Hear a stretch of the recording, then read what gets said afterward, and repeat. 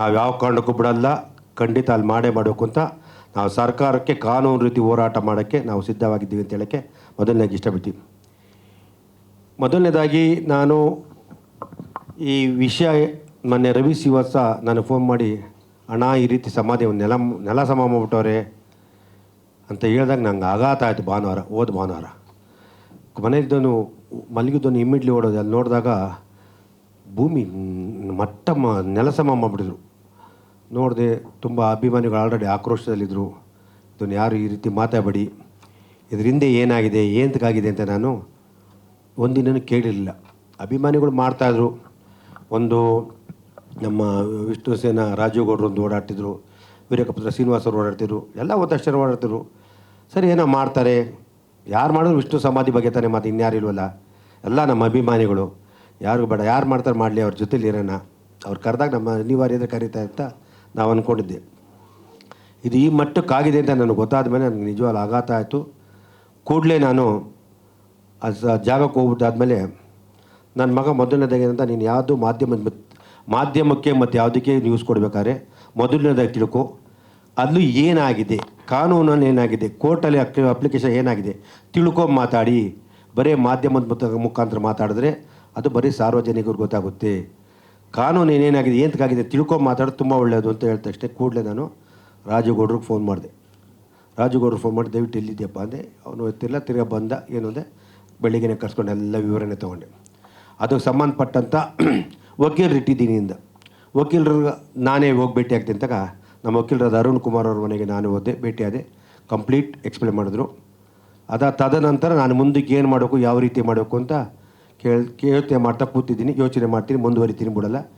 ಅದೇ ಥರ ನಾನು ನಮ್ಮ ವೀರಕಪುತ್ರ ಶ್ರೀನಿವಾಸ್ ಮಾಡಿದೆ.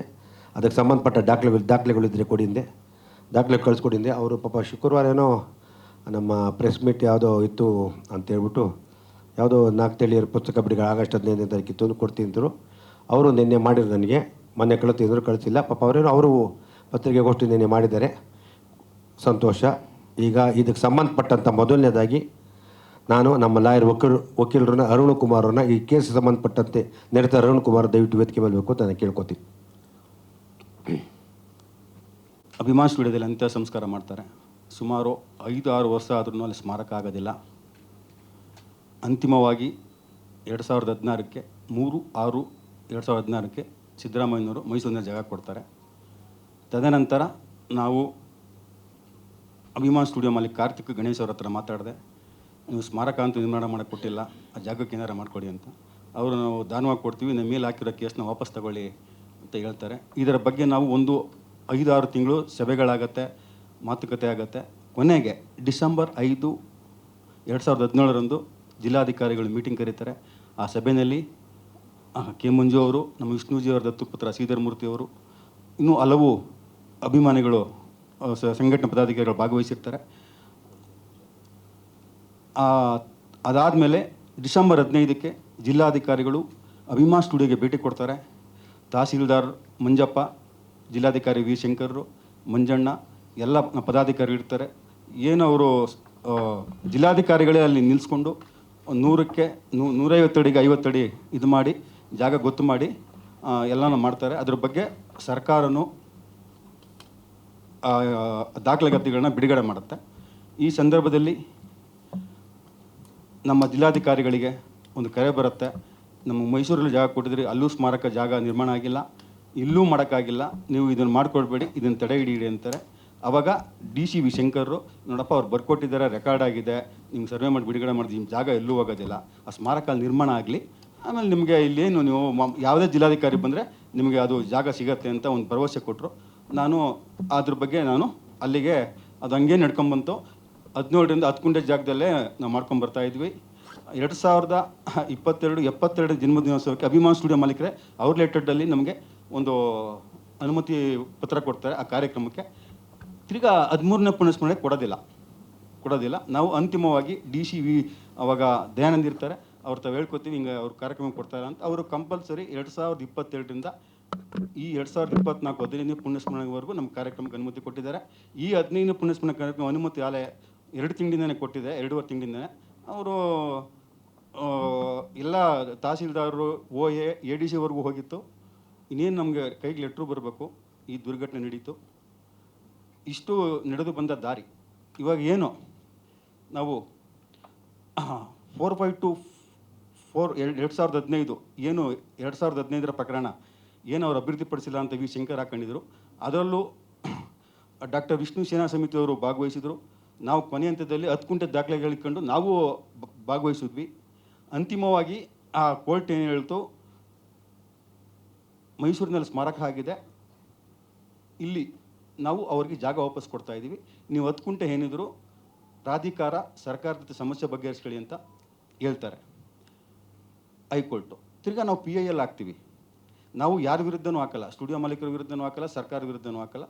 ನಮಗೆ ಈ ಥರ ಆಗಿದೆ, ನಮಗೆ ಒಂದು ಸರ್ಕಾರಕ್ಕೆ ನೀವು ಒಂದು ಸೂಚನೆ ಕೊಡಿ ಅಂತ ಹೇಳ್ತೀವಿ. ಅದು ಹೈಕೋರ್ಟ್ ಒಪ್ಪೋದಿಲ್ಲ. ತಿರ್ಗಾ ಸೇಮು ನೀವು ಸರ್ಕಾರದ ಸಮಸ್ಯೆ ಬಗೆಹರಿಸ್ಕೊಳ್ಳಿ ಅಂತ ಹೇಳ್ತಾರೆ. ಈ ಇಷ್ಟು ಪ್ರಕರಣ ಆಗಿರುತ್ತೆ. ನಾವು ಹೋರಾಟಗಳು ಮಾಡ್ಕೊಂಡು ಬರ್ತಾ ಇರ್ತೀವಿ. ಕಳೆದ ಸೆಪ್ಟೆಂಬರ್ 74ನೇ ಜನ್ಮದಿನೋತ್ಸವದಲ್ಲಿ ನನ್ನ ಮೇಲೆ ಇಂಜೆಕ್ಷನ್ ಆರ್ಡರ್ ತೊಗೊಂಬರ್ತಾರೆ. ಬೇರೆ ಯಾವ ಸಂಘಟನೆ ಮೇಲೂ ಅವ್ರು ಇಂಜೆಕ್ಷನ್ ಆರ್ಡರ್ ತಂದಿರಲ್ಲ, ಅದು ಅಷ್ಟೇ. ನನ್ನ ಸಂಘಟನೆ ಇಂಜೆಕ್ಷನ್ ತಂದಿರ್ತಾರೆ. ಸತತ 4 ಕೇಸ್ ದಾಖಲು ಮಾಡ್ತಾರೆ. ಆ ಸೆಪ್ಟೆಂಬರ್ 74 ಜನ್ಮದಿನದಿಂದ ಡಿಸೆಂಬರ್ ಒಳಗೆ 4 ಕೇಸ್ ನನ್ನ ಮೇಲೆ ಹಾಕ್ತಾರೆ ನನ್ನನ್ನು ತಡೆಯೋಕ್ಕೆ. ಮತ್ತು ಆ ಡಿಸೆಂಬರ್ 30 15 ಪುನಃಸ್ಮರಣೆಗೆ ಇಂಜೆಕ್ಷನ್ ಆರ್ಡ್ರು ನನಗೆ ಕ್ಯಾನ್ಸಲ್ ಆಗುತ್ತೆ ಕೋರ್ಟು, ಸಿಟಿ ಸಿವಿಲ್ ಕೋರ್ಟಲ್ಲಿ. ಕ್ಯಾನ್ಸಲ್ ಆದಮೇಲೆ ನಾವು ಕಾರ್ಯಕ್ರಮ ಮಾಡ್ತೀವಿ. ಅದಾದಮೇಲೆ ಇನ್ನೊಂದು 2 ಕೇಸ್ ಆಗ್ತದೆ. ಇದ್ರ ಬಗ್ಗೆ ನಮ್ಮ ಹೈಕೋರ್ಟ್ ವಕೀಲರು ಸವಿಸ್ತಾರವಾಗಿ ಹೇಳ್ತಾರೆ. ಈಗ ಕಾನೂನು ಬಗ್ಗೆ, ಕೇಸ್ಗಳ ಬಗ್ಗೆ ಏನಿದೆ ಎಲ್ಲನೂ ಹೇಳ್ತಾರೆ. ಮತ್ತು ನಾನು ಇನ್ನೊಂದು ಕೇಳ್ಕೊತೀನಿ, ಇವತ್ತು 2017ರಲ್ಲಿ ಮಂಜಣ್ಣ ನಾನು ಕರೆದಾಗ ಬಂದರು, DC ಸರ್ವೆ ಮಾಡಿದಾಗಲೂ ಬಂದಿದ್ದರು. ಇವತ್ತು ಅವರೇ ಕರೆದ್ರು ನಾನು ಯಾರ ತಕ್ಕೂ ನಾನು ಹೋಗಿರಲಿಲ್ಲ. ನಾನು ಒಂದು ಅಭಿಮಾನಿಯಾಗಿ ಪ್ರಾಮಾಣಿಕವಾಗಿ ನಾನು ಹೋರಾಟ ಮಾಡ್ಕೊಂಡು ಬರ್ತಾ ಇದ್ದೆ. ಇವತ್ತು ಅವರೇ ನನಗೆ ಕರೆಸ್ಕೊಂಡು ನಂದು ಎಲ್ಲನೂ ದಾಖಲೆಗಳು ನೋಡಿ, ಆಮೇಲೆ ನಮ್ಮ ಅರುಣ್ ಸರ್ ಹತ್ರ ಮಾತಾಡಿ ಇವತ್ತು ನಮ್ಮ ಏನು ಕಾನೂನು ಹೋರಾಟಕ್ಕೆ ನಾನು ಬೆಂಬಲವಾಗಿ ನಿಂತ್ಕೊತೀನಿ ಅಂತ ಇವತ್ತು ಬಂದಿದ್ದಾರೆ. ಆ ನಾಡಿನ ವಿಷ್ಣುಜಿ ಅಭಿಮಾನಿಗಳ ಪರವಾಗಿ ನಾನು ಅವರಿಗೆ ಅಭಿನಂದನೆ ತಿಳಿಸ್ತೀನಿ. ಏನೋ ಅಭಿಮಾನಿಗಳು ಮಾಡ್ತಾರೆ, ಯಾಕೆಂದ್ರೆ ಎಲ್ಲರೂ ಹೋಗ್ಬಾರ್ದು ಅಂತ ನಾವು ಅಂದ್ಕೊಂಡು ಒಂದು ವೀರಕಪುತ್ರ ಶ್ರೀನಿವಾಸು, ಒಂದು ವೀರು ಮುನ್ಸೂಚನೆ ಇದ್ದರು. ಇರಲಿ, ಅವ್ರು ತಪ್ಪು ಅಂತ ನಾವು ಹೇಳೋಕ್ಕಾಗಲ್ಲ, ಯಾಕಂದರೆ ಮಾಡಬೇಕಾಯ್ತು. ಏನಾಗಿದೆ ಅಂದರೆ ಅದನ್ನು ಕಾನೂನು ಮೈಸೂರಲ್ಲಿ ಕೊಟ್ಟಂಥ ವಿಷಯದಲ್ಲಿ ಇವರು ಅದನ್ನು ಸ್ವಲ್ಪ ಅಡ್ವಾಂಟೇಜ್ ತೊಗೊಂಬಿಟ್ರು, ನಮ್ಮ ಅಭಿಮಾನಿ ಸ್ಟುಡಿಯೋ. ಆಮೇಲೆ ಇದು ಸ್ವಂತ ಜಾಗ ಅಂತ, ಇದು ಕಾನೂನು ಸ್ಟುಡಿಯೋ ಅಂತ ಕೊಟ್ಟಿದ್ದು ಜಾಗ. ಸ್ಟುಡಿಯೋ ಕೊಟ್ಟಿದ್ದು ನಮ್ಮ ಹತ್ರ ದಾಖಲೆ ಇದೆ. ಅವರು 6,000 ಕಟ್ಟಿದ್ದಾರೆ ಅಂತ, ಅದು ಯಾವುದು ಕೊಟ್ಟಿದ್ದಾರೆ ಎಲ್ಲ ನಮ್ಮ ಹತ್ರ ದಾಖಲೆಗಳಿದೆ. ದಾಖಲೆ ಇಲ್ಲದಲ್ಲೇ ನಮ್ಮ ಲಾಯರ್ ಮಾತಾಡಲ್ಲ. ಆಮೇಲೆ ಕಾನೂನಿಗೆ ಪಾಪ ಇದೆಲ್ಲ ಗೊತ್ತಾದರೆ ಇವ್ರು ಯಾವತ್ತೂ ಅಪ್ಲಿಕೇಶನ್ ಹಾಕಿರೋರು, ಯಾರಿಗೂ ಗೊತ್ತೇ ಇಲ್ಲ. ಕಾರ್ತಿಕ್ ನಾನು ಹೇಳಿದ ಪ್ರಕಾರ ಪ್ರತಿಯೊಬ್ಬರು ಗೊತ್ತಿದೆ ಅಂತ. ಆ್ಯಕ್ಚುಲಿ ನಾನು ಕಾರ್ತಿಕ್ ಇವತ್ತಿಲ್ಲ ಕರ್ಕೊಂಬರ್ತಾ ಇದ್ದೆ. ಅವನೇನು ಯಾವುದು ತಮಿಳ್ನಾಡು ದೇವಸ್ಥಾನಕ್ಕೆ ಪೂಜೆಗೆ ಕೊಟ್ಟಿದ್ದು ಸರ್. 4 ದಿನ ಇರಲ್ಲ, 4 ದಿನ ಬಂದಮೇಲೆ ಮೀಟ್ ಮಾಡ್ತಿದ್ದೆ. ಎಲ್ಲ ಅಭಿಮಾನಿಗಳು ಗೊತ್ತಿದೆ, ಎಲ್ಲ ಗೊತ್ತಿದೆ ಅಂತ ಹೇಳ್ದ. ನಾವು ಇದ್ರಲ್ಲಿ ನಂಬೋರರು ಆ ಭಗವಂತಗೊಬ್ಬರಿಗೆ ಗೊತ್ತು. ಕಾರ್ತಿಕೆ ಡೆಮಾಲಿಶ್ ಅವನು ಜನವರಿ ಆರ್ಡರ್ ಆಗಿದ್ದು ಎಲ್ಲ ಸಂಘ ಗೊತ್ತಿದೆ, ಯಾರು ಮಾತಾಡಿಲ್ಲ, ಅದಕ್ಕೆ ಸುಮ್ಮನಿದ್ದೆ ಅಂದ. ಹಾಂ,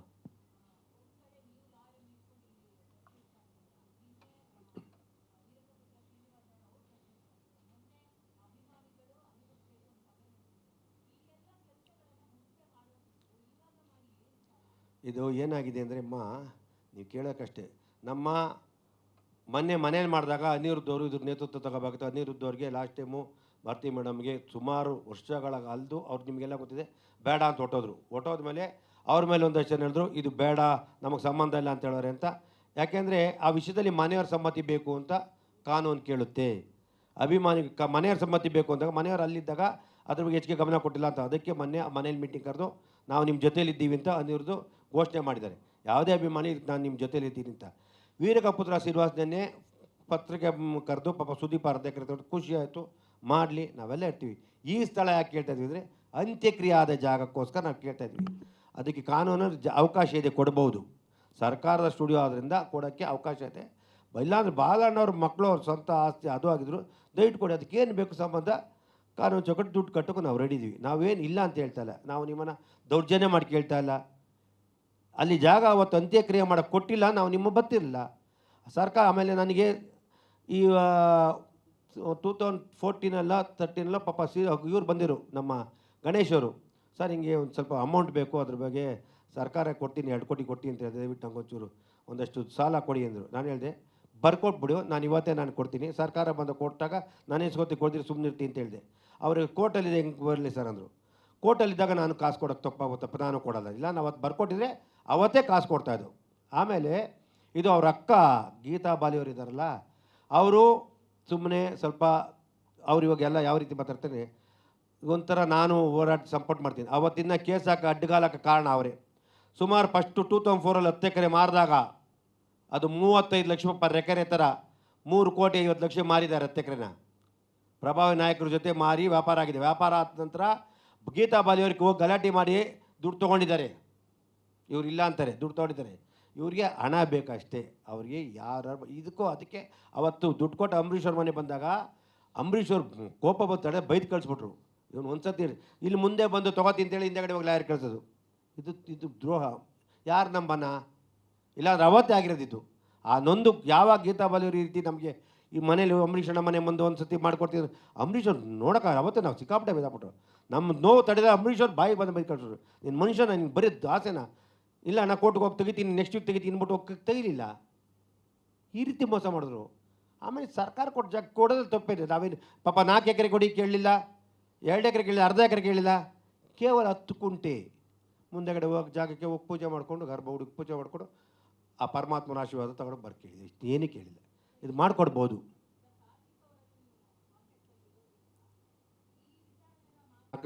ಇವತ್ತಿನ 6 ತಿಂಗಳು ಮುಂಚೆ ಮಾಡಿದ್ದೆ, ಅದೇ ಬೇರೆ ಸ್ಟುಡಿಯೋಶಿಪ್ ಮಾಡಿದ್ರೆ ಸಿಕ್ಕಿರಲಿಲ್ಲ. ನೆನ್ನೆ ಮೆಸೇಜ್ ಹಾಕಿದ್ದೀನಿ, ದಯವಿಟ್ಟು ರಿಕ್ವೆಸ್ಟ್, ಇಲ್ಲ ನೀನು ಎಲ್ಲಿದ್ದು ಹೇಳಿ ಬರ್ತೀನಿ, ನಾನೇ ಬರ್ತೀನಿ ಅಂತ ಹೇಳಿದಾಗ ಕರೆಕ್ಟಾಗಿ 11:20 ನಮ್ಮ ಮನೆ ಹತ್ರ ಬಂದಿದ್ದರು. ನಾನು ಬಾಯ್ಬಿಟ್ಟು ಕೇಳಿದೆ, ನೋಡಪ್ಪ ನೀನು ಸಣ್ಣದಾಗಿ ಏನೋ ಒಂದು 25 ಲಕ್ಷ ಕೊಡ್ತಾನೆ ಫೀಲ್ ಮಾಡೋ, ನೀನು ಕೈ ತುಂಬನೇ ಕೊಡ್ತೀವಿ, ಅವನೊಂದೇ ದುಡ್ಡು ಅಂದರೆ ಮಾತಾಡೋದ ಅಂದ. ಅವನು ಆ ವಿಷಯ ದುಡ್ಡು ಬಗ್ಗೆ ಎಕ್ಸ್ಪೆಕ್ಟೇಷನ್ ಮಾಡಲಿಲ್ಲ. ಒಬ್ಬ ವ್ಯಕ್ತಿ ಬಗ್ಗೆ ಸುಳ್ಳು ಹೇಳ್ಬಾರ್ದು. ದುಡ್ಡು ಸರ್ ವಿಷ್ಣು ಸರ್ ಬಗ್ಗೆ ಗೌರವ ಇದೆ. ತುಂಬ ಕೆಲವರು ನಂಗೆ ನೋವು ಕೊಟ್ಬಿಟ್ಟವ್ರೆ. ಹಾಂ, ಮಾಡಿಲ್ಲ. ಅದೇ ಯಾಕೆ ಮಾಡಿಲ್ಲ? ಯಾರು ಅದ್ರ ಬಗ್ಗೆ ಇಂಟ್ರೆಸ್ಟ್ ಕೊಟ್ಟಿಲ್ಲ, ಯಾರು ಮೀಟ್ ಅವನೇ ಅಂತಾನೆ. ಹೌದು ಕೇಳಿ, ಎಲ್ಲ ಏನಂತಾರೆ, ಎಲ್ಲ ಮಾಧ್ಯಮದಲ್ಲಿ ಮಾತ್ರ ಯಾರು ನಮ್ಮನ್ನು ಬಂದು ಕೇಳಿದರು? ಅವ್ನು ಕೇಳೋ ಪ್ರಶ್ನೆ ಕರೆಕ್ಟ್. ಜಿಲ್ಲಾಧಿಕಾರಿಗಳು ಕೇಳಿದಾಗ ಏನಮ್ಮ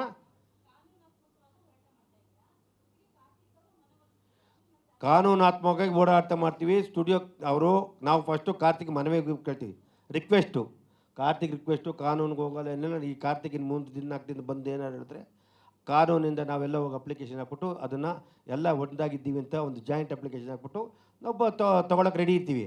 ಇಲ್ಲ ಅವ್ರು ಕೊಡಲ್ಲ ಆಗಲ್ಲ ಅಂದರೆ ಯಾವ ಕಾರಣಕ್ಕೂ ನಾವು ಕಾನೂನ ಬಿಟ್ಟು, ಅದು ಸ್ಟುಡಿಯೋ ಜಾಗ, ಸರ್ಕಾರ ಕೊಟ್ಟ ಜಾಗ, ಅದಕ್ಕೇನೇ ಆಗಲಿ ಇಲ್ಲ ಸುಪ್ರೀಂ ಕೋರ್ಟಲ್ಲಿ ನ್ಯಾಯ ಸಿಗುತ್ತೆ, ಗ್ಯಾರಂಟಿ ಇದೆ. ತೊಂದರೆ ಅಂತ ಹೋಗಲ್ಲ, ನ್ಯಾಯ ಸಿಗುತ್ತೆ.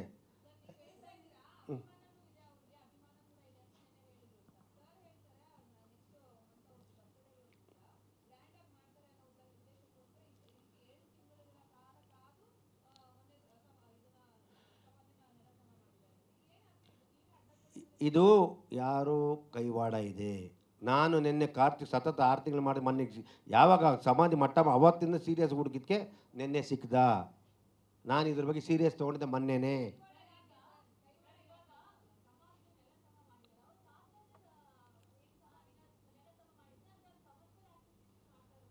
ಇಲ್ಲ, ಕಮರ್ಷಿಯಲ್ ಆ್ಯಕ್ಟಿವಿಟಿ ನಾವು ಹೇಳೋಕ್ಕಾಗಲ್ಲ. ನನಗೆ ಕೇಳಿದೆ ಯಾವ ಕಾರಣಕ್ಕೂ ನಮ್ಮ ಕಮರ್ಷಿಯಲ್ ಯಾರೋ ಅಂದ್ಕೊಂಡವ್ರೆ ಕಾಂಪ್ಲೆಕ್ಸ್ ಕೊಡ್ತಾರೆ, ಅಪಾರ್ಟ್ಮೆಂಟ್ ಕೊಡ್ತಾರೆ, ಶೋಭಾ ಕೊಡ್ತಾರೆ, ಪ್ರೆಸ್ಟೀಜ್ ಕೊಡ್ತಾರೆ, ಈ ಥರ ಎಲ್ಲ ಸುಳ್ಳು ಅಪ್ಪೋದನ್ನೇ ಕೊಟ್ಟಿದ್ದಾರೆ.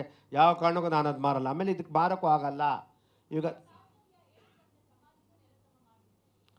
ಅದು ನಾನು ನೋಡಿದ್ದು ಕೇಳಬೇಕು, ನಾನು ನೋಡಿದ್ವಲ್ಲ ಕಣ್ಣಾರೆ.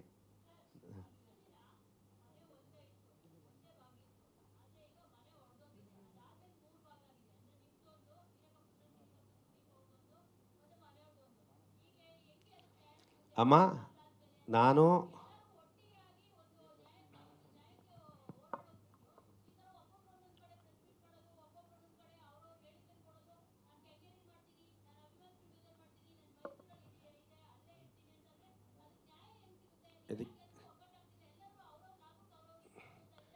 ಇದಕ್ಕೊಂದು ನಿಮಿಷ ಲಾಯರ್ ಮಾತಾಡ್ತಾರೆ, ಆಮೇಲೆ ನಾನು ಮಾತಾಡ್ತೀನಿ. ಇಲ್ಲ ಇವ್ರು ಮಾತಾಡ್ಬಿಟ್ಟು ಮಾತಾಡ್ತಾರೆ. ಅಲ್ಲ ಒಂದು ನಿಮಿಷ ಅವ್ರೇನು ಕೇಳ್ತಾವ್ರೆ ಕೇಳ್ಬಿಟ್ಟು ನಾನು ಮಾತಾಡ್ತೀನಿ. 1 ನಿಮಿಷ, 3 ಇಲ್ಲ 10 ಆಗಲಿ, ಒಂದೇ ಸೇನೆ 1 ನಿಮಿಷ ಅದಕ್ಕೆ ಉತ್ತರ ಕೊಡ್ತೀನಿ. ಇಲ್ಲಿ 1 ಸೆಕೆಂಡು ನೀವು ಮಾತಾಡಿ. ನೋಡಿ, ಮಾಧ್ಯಮಗಳ ಮುಂದೆ ಬೇರೆ ಬೇರೆಯವರು ಬೇರೆ ಬೇರೆ ರೀತಿಯಲ್ಲಿ ಬಿಂಬಿಸಿ ಅದು ಗೊಂದಲಕ್ಕೆ ಒಡಮಾಡಿದೆ. ಆ ಗೊಂದಲಗಳಿಗೆ ಯಾರು ಗೊಂದಲ ಕ್ರಿಯೇಟ್ ಮಾಡಿದಾರೋ ಅವರೇ ಉತ್ತರ ಕೊಡಬೇಕು. ಇದು ಮೊದಲನೇದು. ಎರಡನೇದಾಗಿ 8/8/2025 ಯಾವಾಗ ಸಮಾಧಿಯನ್ನು ನಿರ್ನಾಮ ಮಾಡಿದ್ರು, ಅದರ ನಂತರ ಇವತ್ತು 19/8/2025 ಅಂದರೆ 11 ದಿನ ಆಯಿತು.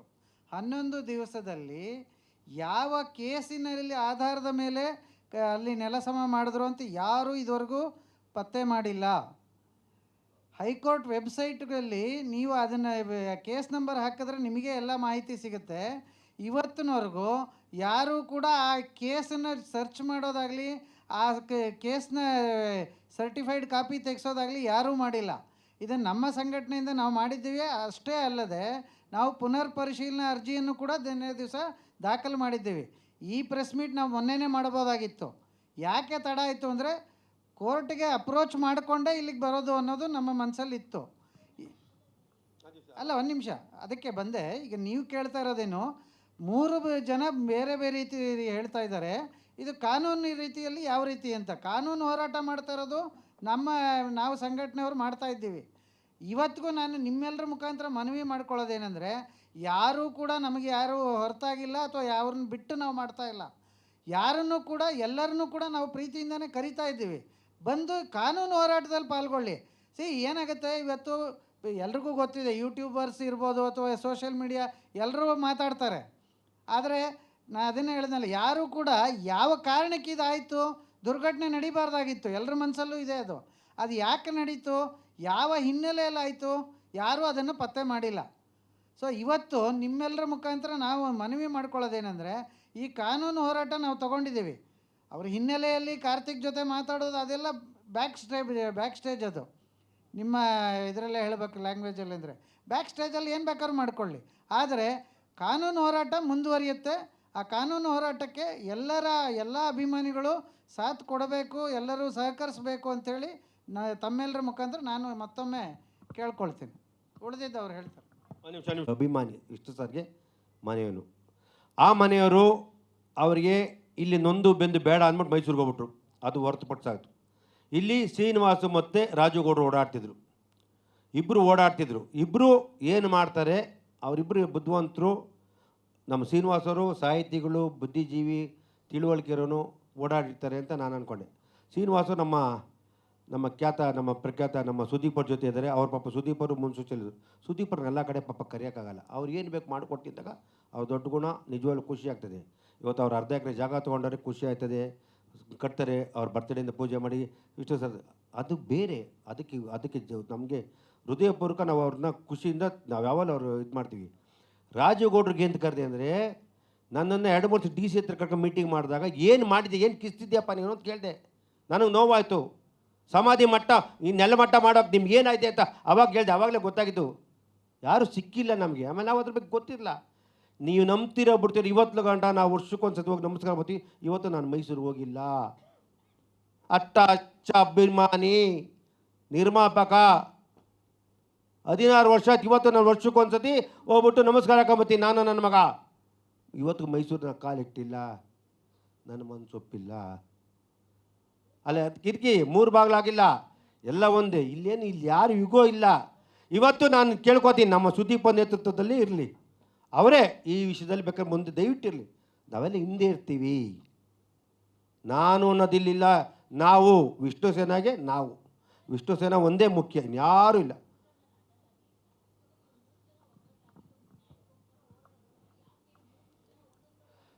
ಅದೇ ಇವಾಗ ನೆನ್ನೆ ಆಮೇಲೆ ನಾವು 3 ಅಲ್ಲ, ಇದು ನಾನು ಕಾನೂನ ನ್ಯಾಯರ್ ಮಾತಾಡಿ ಕಂಪ್ಲೀಟ್ ಇದಕ್ಕೆ ಏನಾರು ಇದ್ದರೆ ಸುಪ್ರೀಂ ಕೋರ್ಟ್ಗೆ ಹೋಗೋಕ್ಕೂ ನಾನು ನಿಮ್ಮ ಜೊತೆಯಲ್ಲಿರ್ತೀನಿ ಅಂತ ಬಂದಿದ್ದು. ಹೋರಾಟಕ್ಕೆ ನಾನು ಯಾವಾಗಲೂ ಮುಂಚೂತಿ. ಇವಾಗ ಕಾರ್ತಿಕ್ದು ಮಾತ್ರ ಸೆಪ್ರೇಟು, ಅದು ನನ್ನ ಮನಸ್ಸು. ನಾಳೆ ದಿನ ಏನಾದರೂ ಬೇರೆ ಥರ ಆದರೆ ಕಾನೂನು ಚೌಕಟ್ಟಲ್ಲಿ ಕೆಲಸ ಮಾಡ್ತೀವಿ ಅಷ್ಟೇ. ಇಲ್ಲ, ಒಟ್ಟಿಗೆ ಒಂದಾಗೆ ಇರ್ತೀವಿ ಅಂತ ಹೇಳಿದ್ನಲ್ಲ. ಸುದೀಪ್ ಅವ್ರ ಪಾಪ ಎಲ್ಲ ಕಡೆ ನಾವು ಕರೆಯೋಕ್ಕಾಗಲ್ಲ. ಅವರ ಪಾಪ ಅವ್ರಿಗೆ ತುಂಬ ಆಸಕ್ತಿ ಇದೆ. ಈಗ ಮಾಡಲಿ, ಮೈಸೂರು ಕೆಂಗೇರಿ ತೊಗೊಂಡು ಮಾಡಲಿ, ಖುಷಿ ಆಗುತ್ತೆ. ಅಭಿಮಾನಿಗಳು ಪೂಜೆ ಮಾಡ್ತಾರೆ. ನಾನು ಹೇಳಿ ನನ್ನ ಮನಸ್ಸಿಗೆ ಇವತ್ತು ನಾನೇ ಮೈಸೂರಿಗೆ ಹೋಗಿಲ್ಲ ಅಂದರೆ ಬೇರೆ ಆಗ್ತಾರೆ. ನಿಜವಾದವರು ಕಣ್ಣೀರಾಗ್ತಾ ಅಭಿಮಾನಿಗಳು ಅಂತ್ಯಕ್ರಿಯೆ ಜಾಗ ಬೇಕು ಅಂತ ಕೇಳ್ತಾ ಇದ್ದೀವಿ ಹೊರತು ಬೇರೆ ಉದ್ದೇಶ ಇಲ್ಲ. 2.5 ಕೋಟಿ ಕಮರ್ಷಿಯಲ್ ಕೇಳ್ತಾ ಇಲ್ಲ, ಬೇರೆ ಥರ ಕೇಳ್ತಾ ಇಲ್ಲ, ಅಷ್ಟೇ.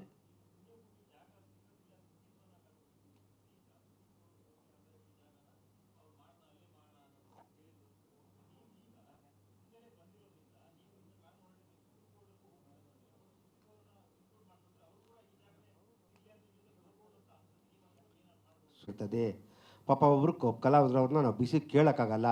ಯಾರು ಓದೋರು ಹೇಳಬೇಕಾಯ್ತು, ಅಟ್ಲೀಸ್ಟ್ ಕಾನೂನು ಹಿಂಗಾಗಿದೆ ಅಂತ ಹೇಳಬೇಕಾಯ್ತು. ಪಾಪ ಅದಕ್ಕೋಸ್ಕರ ಅವರು ಯಾವತ್ತು ಈ ವಿಷಯದಲ್ಲಿ ಮುಂದಿರ್ತಾರೆ ಅಂತ ಹೇಳಕ್ಕೆ ಇಷ್ಟ. ಅವರು ಅಂತಲ್ಲ, ನನಗೆ ಈ ವಿಷಯದಲ್ಲಿ ಅಂಬರೀಷಣ್ಣ ಕಣ್ಣಲ್ಲಿ ನೀರು ಹಾಕ್ಬಿಡ್ತಾನೆ ಅಂತ ಎಷ್ಟೊತ್ತು ಹೇಳ್ಕೊಂಡು, ಏನೋ ಮಂಜು ಹಿಂಗಾಗೋಯ್ತು, ಏನೋ ನಮ್ಮ ಕುಚ್ಕು ಹಿಂಗೆ ಕಣ್ಣಲ್ಲಿ ನೀರು ಹಾಕ್ಬಿಟ್ಟಿರುತ್ತೆ, ನಾವು ಹೇಳೋಕೆ ಅಷ್ಟು ನೊಂದ್ಕೊಂಬಿಟ್ಟಿರು. ಅವ್ರು ಹೋದ್ಮೇಲೆ ಅಂಬರೀಷಣ್ಣ ಇನ್ನೊಂದು 10-15 ವರ್ಷ ಇರೋರು ಏನು ತೊಗೊಬಿಟ್ಟು ಇಟ್ಟೊಬ್ಬತ್ತಿಗೆ ಅವರು ನೋವು ತಡೆದಾಗ ದಿನ ಡ್ರಿಂಕ್ಸ್ ಜಾಸ್ತಿ ಏನೋ ಆಗಿ ಮನೆ ನೊಂದು ಸರ್ಕಾರ ಹಿಂಗಾಗೋತು, ಈ ರೀತಿ ಮಾಡ್ತು, ಈ ರೀತಿ ಬಾಲಕೃಷ್ಣ ಮಕ್ಕಳ ಕೈಕೊಬಿಟ್ರು, ಹಿಂಗೆಲ್ಲ ನೊಂದೋಗ್ಬಿಟ್ರು ಅವರು. ನಿಜವಾಗ್ಲೂ 2008 ತೀರೋಗ್ಬಿಟ್ರು. ನಮ್ಗೆ ಇವತ್ತು ಅವ್ರನ್ನೂ ಕಳ್ಕೊಂಬಿಟ್ಟು ಹೋಗುತ್ತೆ. ಅಭಿಮಾನಿಗಳು ಕೆಲವ್ರು ಏನಂತಾರೆ, ಬಾಯಿಗೆ ಬಂದು ಮಾತಾಡಬೇಡಿ, ನಿಜವಾಗ್ಲೂ ನಿಮಗೆ ಸತ್ಯಾಂಶ ಗೊತ್ತಿಲ್ಲ, ಅದರಿಂದ ಯಾರಿಗೂ ಇಲ್ಲ. ನೆನ್ನೆ ಶ್ರೀನಿವಾಸ್ ಅವರು ಮೇಡಮ್ ತಮ್ಮ ಪ್ರಶ್ನೆಗೆ ಉತ್ತರ. ಶ್ರೀನಿವಾಸ್ ಅವರು ಮೊನ್ನೆ ನಾನು ಅದಾದ ತಕ್ಷಣ ನೆಕ್ಸ್ಟ್ ಡೇ ಫೋನ್ ಮಾಡಿದೆ, ನನಗೆ ದಾಖಲೆಗಳು ದಯವಿಟ್ಟು ಕೋರ್ಟ್ಗೆ ಹೋಗಿ ಏನಿದೆ ದಾಖಲೆ ಕೊಡಿ ಅಂದಾಗ, ನಾನು ಇವತ್ತು ಯಾವ್ದಾರು ಇದ್ದೀನಿ ಕೊಡ್ತೀನಿ ನೆಕ್ಸ್ಟ್ ಡೇ ಅಂದರು. ಪಾಪ ಅವ್ರು ಯಾವುದೋ ಬಿಸಿ ಇದ್ರು. ಆಮೇಲೆ ಅವ್ರು ಇನ್ನೂ 2 ದಿನ ಕೊಡ್ದಲ್ಲ, ಇದಕ್ಕೆ ನಾನು ರಾಜುಗೌಡರು ಮಾಡಿದೆ. ಯಾಕೆ ನಾನು ಡಿ ಸಿ ಹತ್ರ ಎಸ್ ಸಿ ಹತ್ರ ಕರ್ಕೊಂಡೋಗಿದ್ದೆ. ರಾಜುಗೌಡರು ಏನಾಗಿತ್ತಪ್ಪ ಅದ ಕಂಪ್ಲೀಟ್ ದಾಖಲೆ ಕೊಟ್ಟರು. ಇದಕ್ಕೆ ಯಾರಿದ್ದಾರೆ ಲಾಯರಿಂದ ಆವಾಗಲೇ ಲಾಯರ್ ಬಿಡ್ಬೋದು. ಅದಕ್ಕೆ ಹೇಳಿದೆ, ನಾನು ಮೊನ್ನೆ ಯಾವಾಗ ಕೋರ್ಟ್ಗೆ ರೀಸಬ್ಮಿಟ್ ಅಪ್ಲಿಕೇಶನ್ ಮಾಡಿದೆ ಅಲ್ಲಿ ಗಂಟ ಮಾತಾಡಬಾರ್ದು. ನೆನ್ನೆ ಪ್ರೆಸ್ ಮೀಟ್ ಮಾಡಿದ್ದು ನಮ್ಗೆ ಗೊತ್ತಿರಲಿಲ್ಲ, ನಾನು ಹೇಳ್ತಿದ್ದೆ ಬನ್ನಿ ಅಂತಿದ್ದೆ. ನೆನ್ನೆ ಅವ್ರು ಪ್ರೆಸ್ ಮೀಟ್ ಮಾಡಿ ಜಾಗ ತಗೊಂಡು ಖುಷಿ ಆಯಿತು. ಅದರಿಂದ ನಾವು ಇಲ್ಲಿ ಯಾರು ಪೈಪೋಟಿ ಇಲ್ಲ. ಇಲ್ಲಿ ಒಬ್ಬ ನಾಯಕ ವಿಷ್ಣುವರ್ಧನ್ ಅವರ ನೇತೃತ್ವದಲ್ಲಿ ಅವರ ಸಮ್ಮತಿಯಲ್ಲಿ ನಾವೆಲ್ಲ ಕೊಂಬೆಗಳು, ಮರಗಳು, ಎಲೆಗಳು ಅಷ್ಟು ಹೇಳೋಕ್ಕೆ ಶಿವ.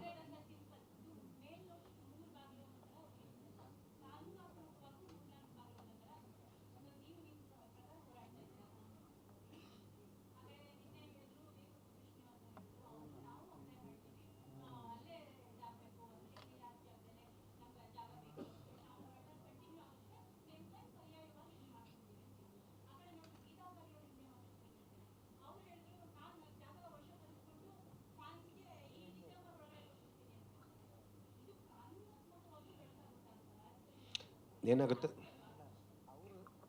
ಮೊದಲನೇದಾಗಿ ಅವರು ವಶಪಡಿಸ್ಕೊಳ್ಳೋಕೆ ಸಾಧ್ಯ ಇಲ್ಲ. ಯಾಕೆಂದರೆ ಅವ್ರು ಹೇಳಿದ್ದು, ನಾನು ಆ ವಿಡಿಯೋ ನೋಡಿದ್ದೇನೆ. ಇದು ಏನು ಅಂತಂದರೆ ಸರ್ಕಾರವು ಗ್ರ್ಯಾಂಟ್ ಮಾಡಿದಂಥ ಜಾಗ, ಅಭಿಮಾನ್ ಸ್ಟುಡಿಯೋ ಉದ್ದೇಶಕ್ಕೆ ಕೊಟ್ಟಂಥ ಜಾಗ. ಸರ್ಕಾರವೇ ವಶಪಡಿಸ್ಕೋಬೇಕೇ ಹೊರತು ಸರ್ಕಾರ ಬಿಟ್ಟು ಬೇರೆ ಯಾರೂ ಇದನ್ನು ಮಾಡಲಿಕ್ಕಾಗಲ್ಲ. ಹಾಗಾಗಿ ನಾವು 2010ರಿಂದನೂ ಸರ್ಕಾರಕ್ಕೆ ಸಾಕಷ್ಟು ಮನವಿ ಪತ್ರಗಳನ್ನ ಕೊಟ್ಟಿದ್ದೀವಿ. ಈಗೇನು ನೀವು ದಾಖಲೆ ನೋಡ್ತಾ ಇದ್ದೀರಿ, ಇದು very very very filtered documents, important ಮಾತ್ರ. ಇದರ 10 ಪಟ್ಟು ನಮ್ಮ ಆಫೀಸಲ್ಲಿದೆ. ಸೊ ಎಲ್ಲವನ್ನು ತಂದು ನಾನಿಲ್ಲಿ ಪ್ರದರ್ಶನಕ್ಕಿಡೋ ಅಗತ್ಯ ಇಲ್ಲ. ಅಷ್ಟು ನಾವು ಮನವಿ ಪತ್ರಗಳನ್ನು ಈಗಾಗಲೇ ಕೊಟ್ಟಿದ್ದೀವಿ. ಆದರೆ ಸರ್ಕಾರದ ಎಲ್ಲೋ ಒಂದು ಕಡೆ ರಾಜಕೀಯ ಹಿತಾಸಕ್ತಿಯೂ ಅಡಗಿದೆ ಅಂತ ನನಗನ್ಸುತ್ತೆ. ಯಾಕೆಂತಂದರೆ ರಾಜಕೀಯ ಇಚ್ಛಾಶಕ್ತಿ ಬೇಕು ಏನೇ ಮಾಡಬೇಕಾದ್ರೂ. ಬಹುಶಃ ಅವ್ರಿಗೆ ಅನಿಸಿರ್ಬೋದು, ಇದು ಮಾಡೋದ್ರಿಂದ ಅವ್ರಿಗೇನಿಲ್ಲ ರಾಜಕೀಯವಾಗಿ ಲಾಭ ಆಗಲಿಕ್ಕಿಲ್ಲ ಅಂತಲೂ ಅನಿಸಿರ್ಬೋದು. ಅದು ಅವರೇ ರಾಜಕೀಯದವರೇ ಅಥವಾ ಸರ್ಕಾರದ ಈಗಿನ ಮುಖ್ಯಸ್ಥರುಗಳು ಅದಕ್ಕೆ ಉತ್ತರ ಕೊಡಬೇಕೇ ಹೊರತು. ಯಾಕಂದ್ರೆ ನಾವು ಇದನ್ನು ಎಲ್ಲ ರಾಜ್ಯಗಳ ಎಲ್ಲ ಮುಖ್ಯಮಂತ್ರಿಗಳು, ಎಲ್ಲ ಪಕ್ಷಗಳ ಎಲ್ಲ ಮುಖ್ಯಮಂತ್ರಿಗಳು ಬಂದಾಗಲೂ ನಾವು ಅಪ್ರೋಚ್ ಮಾಡಿದ್ದೀವಿ. ಇದು ಕೇವಲ ಸಿದ್ದರಾಮಯ್ಯ ಅವ್ರಿಗೋ ಅಥವಾ ಯಡಿಯೂರಪ್ಪ ಅವ್ರಿಗೋ ಕೊಟ್ಟಿರೋದಲ್ಲ. ಇದ್ರ ಮಧ್ಯೆ ಯಾರ್ಯಾರು ಚೀಫ್ ಮಿನಿಸ್ಟರ್ ಆದರು, ಡೆಪ್ಯೂಟಿ ಚೀಫ್ ಮಿನಿಸ್ಟರ್ ಆದರು, ಅಲ್ಲಿ ಸುಮಾರು 10 ಜನ ಜಿಲ್ಲಾಧಿಕಾರಿಗಳು ಬಂದೋದ್ರು, ಸುಮಾರು 15 ಜನ ತಹಸೀಲ್ದಾರ್ಗಳು ಬಂದೋದ್ರು. ಈ ಎಲ್ಲರಿಗೂ ನಾವು ಫಾಲೋಅಪ್ ಮಾಡ್ತಾನೇ ಇದ್ದೀವಿ, ಕಂಟಿನ್ಯೂಸ್ ಫಾಲೋಅಪ್ಪು. ಸೊ ಇದು ಉಳಿದ ಪದಾಧಿಕಾರಿಗಳು ಯಾರು ಮಾಡಿದ್ದಾರೆ ಅನ್ನೋದು ನನಗೆ ಮಾಹಿತಿ ಇಲ್ಲ. ಯಾಕಂದ್ರೆ ನನಗೆ ಗೊತ್ತಿರೋ ಹಾಗೆ ಈವನ್ ನಾನು ಈ ಆದೇಶ ಕೂಡ ಏನು ಜನವರಿಯಲ್ಲಿ ಕಾರ್ತಿಕ್ ಆದೇಶ ತೊಗೊಂಡ್ರು, ಅದನ್ನು ಇವತ್ತಿನವರೆಗೂ ಸರ್ಟಿಫೈಡ್ ಕಾಪಿ ಯಾರೂ ತೊಗೊಂಡಿಲ್ಲ. ಈಗ ಇವರೆಲ್ಲ ಕಾನೂನು ಹೋರಾಟ ಮಾಡ್ತೀವಿ ಅಂತ ಹೇಳಿದಾಗ ಕರೆಕ್ಟಮ್ಮ. ಈಗ ಏನಾಗುತ್ತೆ, ಒಂದು ನಿಮಿಷ ಏನಾಗುತ್ತೆ, ಇದು ಒಪ್ಕೊಂಡೆ ಈಗ ನಾನು ಒಂದು ನಿಮಿಷ ಈಗ ಒಂದು ನಿಮಿಷಮ್ಮ, ಇದೆಲ್ಲವೂ ಕೂಡ ವಾಲಂಟ್ರಿ ಥಿಂಗ್ಸು. ಈಗ ಯಾರೂ ಕೂಡ ಬಲವಂತ ಮಾಡಿ ನೀವು ವಿಷ್ಣು ಸರ್ ಅವರ ಅಭಿಮಾನಿಯಾಗಿ ಅಂತ ಯಾರಿಗೂ ಹೇಳೋಕ್ಕಾಗತ್ತಾ? ಅವರು ನಾನು ವಿಷ್ಣು ಅಭಿಮಾನಿಯಾಗಿ ನಾನು ಏನು ಮಾಡಬೇಕು ಅಂತ ಅವ್ರು ಯೋಚನೆ ಮಾಡಬೇಕೇ ಹೊರತು ಯಾವುದನ್ನು ಬಲವಂತ ಮಾಡಲಿಕ್ಕಾಗಲ್ಲ ಅಲ್ವಾ? ಅದೇ ರೀತಿ ಕಾನೂನು ಹೋರಾಟಕ್ಕೂ ಕೂಡ ಸಾಥ್ ಕೊಡಿ ಅಂತ ನಿಮ್ಮೆಲ್ಲರ ಮುಖಾಂತರ ನಾವು ಕಡೆಯಲ್ಲಿ ಮನವಿ ಮಾಡೋರಿದ್ವಿ. ಅವರು ಪ್ರಶ್ನೆ ಕೇಳಿ ಒಳ್ಳೆ ಕೆಲಸ ಮಾಡಿದ್ದಾರೆ. ನಾವು ಈ ಸಂದರ್ಭದಲ್ಲೇ ನಾವು ಮನವಿ ಮಾಡ್ತಾ ಇದ್ದೀವಿ. ಹಂಗ ನನಗಿಲ್ಲ, ಯಾರು ಬಂದರೂ ಒಂದೇ. ನನಗೆ ದಾಖಲೆ ಕೇಳಿದ್ದು ನಿಜ. ನಾನು ಶ್ರೀನಿವಾಸ ಕೇಳಿದ್ದೆ, ಅವರು ವೀರಭದ್ರ ಶ್ರೀನಿವಾಸ ಕೇಳಿದೆ. ಪಾಪ ಅವರೇನು ಬಿಸಿ ಇದ್ದರು, ಯಾವುದೋ ಒತ್ತಡದ ಕೊಟ್ಟಿಲ್ಲ ಅಷ್ಟೇ. ಅವ್ರು ನೆನ್ನೆ ಪ್ರೆಸ್ ಮೀಟ್ ಅಂತ ನೆನ್ನೆ ನನಗೆ ಶ್ರೀನಿವಾಸ ಕೇಳಿದ್ರು. 11:15ಗೆ ನನಗೆ ಕಾರ್ತಿಕ್ ಬಂದು ಮನೆಗೆ ಹೋದ್ಮೇಲೆ 12:45 ಗಂಟೆ ಮಾತಾಡ್ಮೇಲೆ 1:15 ಗಂಟೆಗೆ ಶ್ರೀನಿವಾಸ ಮಾಡಿದ್ರು.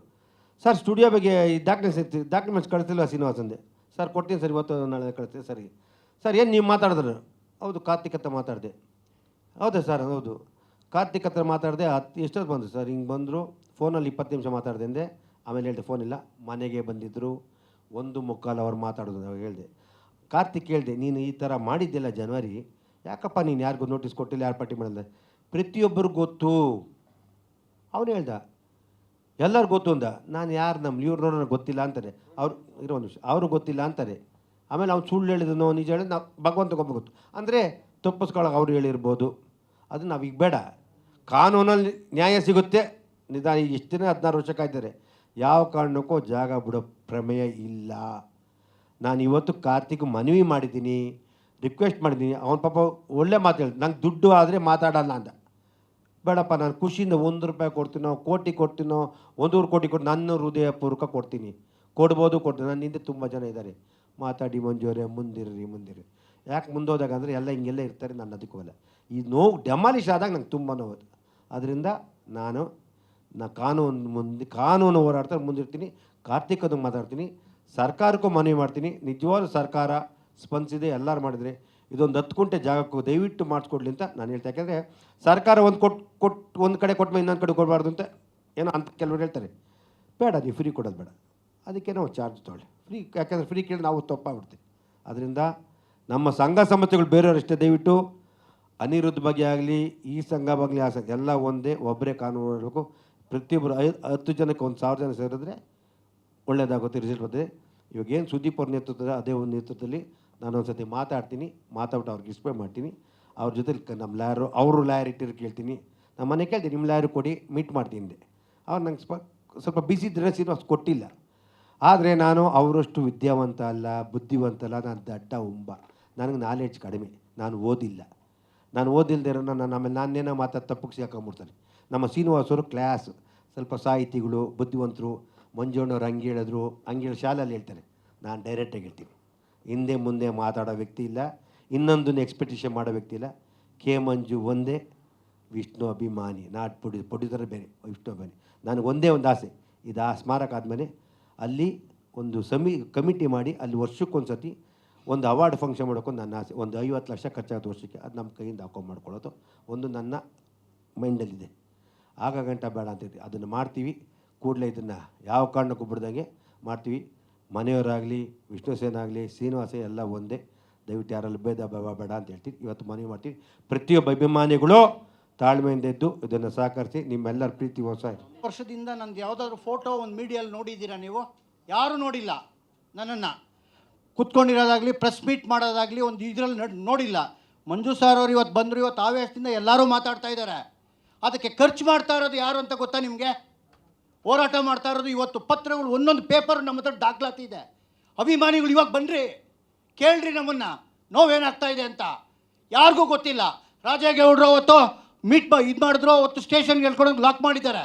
ಇವತ್ತವರೆಗೂ ತಟ್ಟಿದೆ ನಮಗೆ. ವಿಷ್ಣು ಸೇನಾ ಸಂಘಟನೆ, ವಿಷ್ಣು ಪುಣ್ಯಭೂಮಿ ಟ್ರಸ್ಟು ನಮ್ದು ಅಕೌಂಟ್ ತೆಗೆದು ನೋಡಿ. ₹1 ಕಲೆಕ್ಷನ್ ಇದೆಯಾ? ನಾವು ಇಲ್ಲಿ ಮಾಡಿದ್ದೀರಾ? 16 ಜಿಲ್ಲೆಯಲ್ಲಿ ಇದ್ದೀರಿ ನಾವು, ನೋಡಿದ್ದೀರಾ? ಮಾತಾಡ್ತಾರೆ ಅಭಿಮಾನಿಗಳು, ಎಲ್ಲ ಮಾತಾಡ್ತಾರೆ 3 ಬಾಗ್ಲು ಅಂತ. ಇವತ್ತು ಹೇಳ್ರಿ ಸ್ವಾಮಿ, ಪೇಪರ್ ಇದೆ, ಮೀಡಿಯಾವ್ರು ಬಂದು ತೊಗೊಳ್ರಿ ಪೇಪರ್ಗಳು. ಎಲ್ಲೆಲ್ಲಿ ಸಬ್ಮಿಟ್ ಮಾಡಿದ್ದೀರಿ, ನಮ್ಮ ಹೆಸರಿದೆ. ಇವತ್ತು ಕೆ ಮಂಜು ಸರ್ ಅವ್ರು ಬಂದಿದ್ದಾರೆ. ಇವತ್ತು ನಮಗೆ ಒಂದು ಶಕ್ತಿ ಬಂದಿದೆ. ಸರ್ ಬಂದು ಕುತ್ಕೊಂಡು ನಮ್ಮ ಹತ್ರ ಮಾತಾಡಿದಾಗ ಇವತ್ತು ವೀಕ್ಷೆಯ ಮೇಲೆ ಇವತ್ತೇ ಫಸ್ಟ್ ನಾನು ಮಾತಾಡ್ತಾ ಇರೋದು 16 ವರ್ಷದಲ್ಲಿ. ಆವೇಶ ನಮಗೂ ಇದೆ. 2 ಬಾಗ್ಲು ಅವ್ರು ಸೈಟ್ ತೊಗೊಂಡಿದ್ದಾರೆ ಅಂತಾರೆ ನಮ್ಮ ಅಧ್ಯಕ್ಷರು. ಏನು ಮಾತುಗಳಿವು? ಮೊನ್ನೆ ಡಿ ಸಿ ಹತ್ರ ಕೊಟ್ಟಿದ್ದೀರಿ. ಎಲ್ಲಿ ಸೈಟ್ ತೊಗೋಬೇಕು ಸ್ವಾಮಿ? ಅಭಿಮಾನ್ ಟ್ರಸ್ಟಲ್ಲಿ ಇದ್ರಲ್ಲ, ನಮ್ಮ ಸ್ವಂತ ನಮ್ಮ ಗುರುಗಳಿಗೆ ಇಲ್ಲ. ಹೇಳಿ ನಾನು ಮಾತು ಮುಗಿಸ್ತಾ ಇದ್ದೀನಿ ಸ್ವಾಮಿ. ದಯವಿಟ್ಟು ಗ್ಯಾರಂಟಿ ನ್ಯೂಸ್, ಸುದ್ದಿ ಖಚಿತ, ನ್ಯಾಯ ನಿಶ್ಚಿತ.